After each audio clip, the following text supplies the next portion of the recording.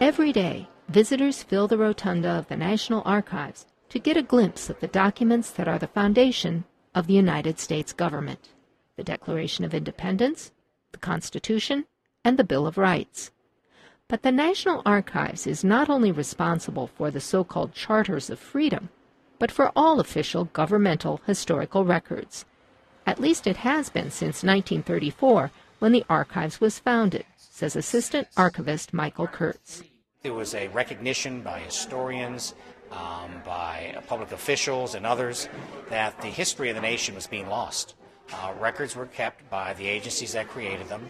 Various fires, floods, other sorts of disasters really ate away at our nation's documentary heritage. Not every government document is saved.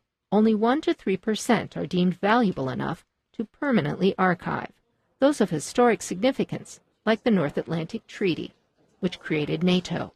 The National Archives holds between 9 and 10 billion records, but not all of them are on paper. We have records in all formats. We have motion picture film, we have maps, we have videos, we have electronic records, digital records, which is becoming an increasing part of the holdings, as well as a vast amount of paper records. Some of the more unusual holdings are now on display in a special exhibit in honor of the 75th anniversary called Big. Jennifer Johnson is an exhibit specialist at the U.S. National Archives. It's a big year for the National Archives, and we wanted to celebrate it with a big exhibit. The original premise was to showcase some unique items in our holdings that normally don't get displayed because of their size. Like a 4-meter square battlefield map of Gettysburg, Pennsylvania, that visitors can walk on, or the bathtub made for President William Howard Taft. President Taft was probably our largest president to date, weighing in a little over 320 pounds, and there were a series of items that were custom-made for him. We have a telegram where it's asking for a bathtub, listing the dimensions and describing it as pond-like. There's also a shoe that belonged to basketball star Shaquille O'Neal that he gave to President George W. Bush.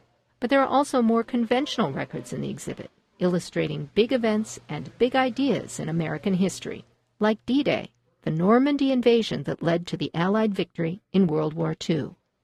Exhibits like this give visitors a glimpse of the vast holdings of the National Archives, but the stars of the collection remain the Charters of Freedom.